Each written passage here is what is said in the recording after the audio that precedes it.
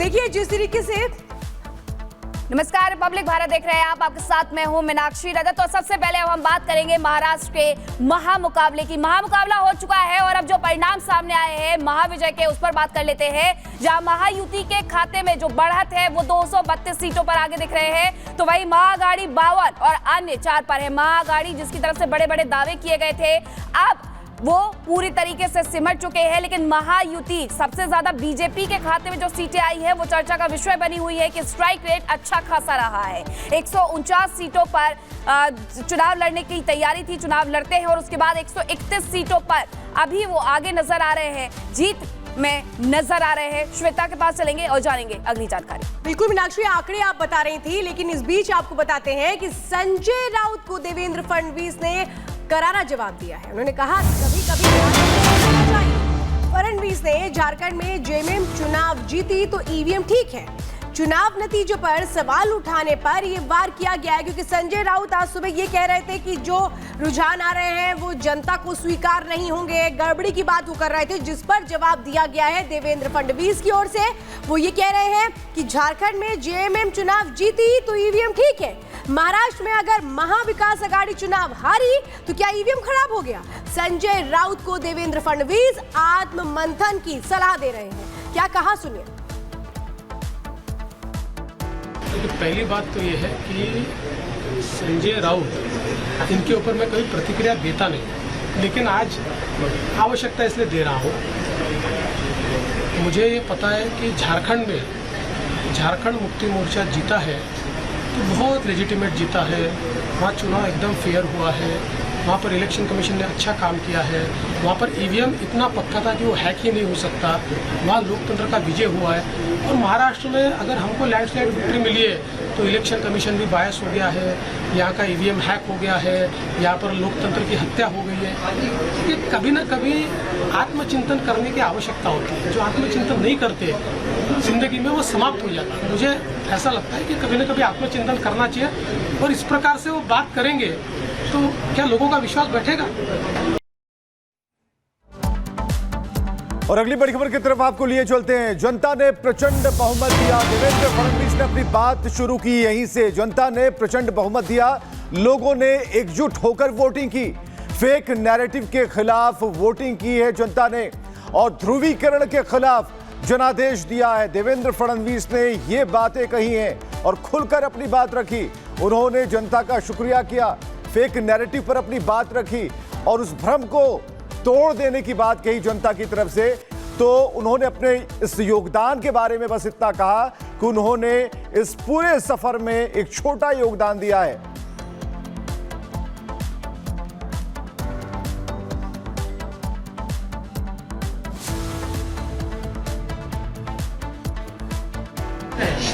महाराष्ट्र की जनता ने जो अप्रत्याशित इस प्रकार की कहा था, मैं आधुनिक अभिमन्यु हूँ, चक्रव्यूह को भेदना जानता हूँ, हमने चक्रव्यूह को भेदा है। और ये कोई मैं पहले भी कह रहा हूँ, वापस कह रहा हूँ, इस विजय में मेरा बहुत छोटा उसमें मैं समझता हूँ कि सहभाग है। एक ये हमारी जो पूरी टीम है, इस टीम ने इस विजय को लाया है।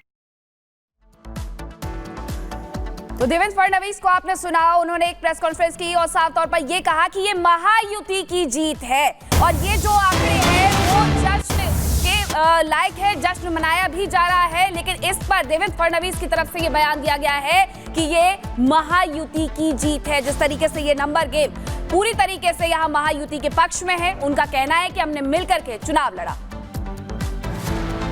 महाराष्ट्र में एक बहुत बड़ी परंपरा है, संतों की परंपरा है।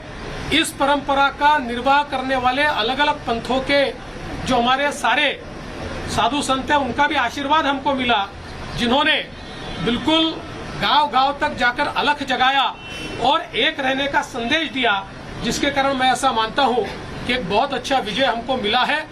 विशेष रूप से हमारे मुख्यमंत्री एकनाथ शिंदे जी, उप मुख्यमंत्री अजित दादा पवार जी, रामदास अठवले जी और हमारे साथ की जितनी छोटी पार्टियां हैं, हम सब लोग एक साथ रहे, एक साथ मिलकर हमने ये काम किया। इसलिए मैं ऐसा मानता हूं कि इस एकता का ये विजय है जो हमारी महायुति थी अभेद्य इस प्रकार की महायुति थी, महायुति का ये विजय है ऐसा मैं मानता हूं।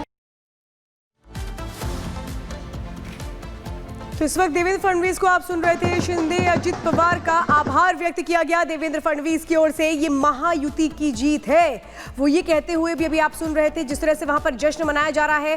देवेंद्र फडणवीस जिनको एक बड़ा फैक्टर माना जा रहा है इस जीत के लिए, क्रेडिट भी दिया जा रहा है, लेकिन देवेंद्र फडणवीस जो अपने सहयोगी दल हो, जिसमें शिवसेना रही, जिसमें एनसीपी रही, जो अजित पवार के साथ थी, वो उनको भी धन्यवाद कहते हुए नजर आ रहे हैं। क्योंकि यहाँ पर अगर हम देखें तो 149 सीटों पर बीजेपी ने चुनाव लड़ा था, 288 सीटों में से, जिसमें से 132 बीजेपी ने जीती, और इसीलिए ये कहें कि एक जबरदस्त स्ट्राइक रेट देखने को मिला है। लेकिन इस बीच आपको बताते हैं कि कैसे नैरेटिव बनाने की, फेक नैरेटिव बनाने की भी कोशिश की गई इन चुनावों के दौरान, जिसे जनता ने करारा जवाब दिया है। सुनिए क्या कहा। लोकसभा में जिस फेक नैरेटिव को तैयार किया गया था और यहाँ पर जिन ताकतों ने अराजकता के माध्यम से फेक नैरेटिव को परकोलेट किया था, उनके खिलाफ लड़ने वाली सारी जो राष्ट्रीय ताकतें थी, जो राष्ट्रवादी विचारों की जितनी हमारी ताकतें थी, वो सारी ताकतों ने मैदान में उतरकर उस फेक नैरेटिव को समाप्त कर दिया। इसलिए उन सभी संगठनों का भी मैं आभार व्यक्त करता हूं जिन्होंने ये करके दिखाया। साथ साथ महाराष्ट्र में जो पोलराइजेशन का प्रयास किया गया था और किसी जाति विशेष, धर्म विशेष को, एक धर्म विशेष को पोलराइज करने का जो प्रयास किया गया था, मुझे लगता है वो प्रयास सफल नहीं हुआ। तो पहली बात तो ये है कि संजय राउत, इनके ऊपर मैं कभी प्रतिक्रिया देता नहीं, लेकिन आज आवश्यकता इसलिए दे रहा हूँ। मुझे ये पता है कि झारखंड में झारखंड मुक्ति मोर्चा जीता है तो बहुत लेजिटिमेट जीता है, वहाँ चुनाव एकदम फेयर हुआ है, वहाँ पर इलेक्शन कमीशन ने अच्छा काम किया है, वहाँ पर ईवीएम इतना पक्का था कि वो हैक ही नहीं हो सकता, वहाँ लोकतंत्र का विजय हुआ है। और महाराष्ट्र में अगर हमको लैंडस्लाइड विक्ट्री मिली है तो इलेक्शन कमीशन भी बायस हो गया है, यहाँ का ईवीएम हैक हो गया है, यहाँ पर लोकतंत्र की हत्या हो गई है।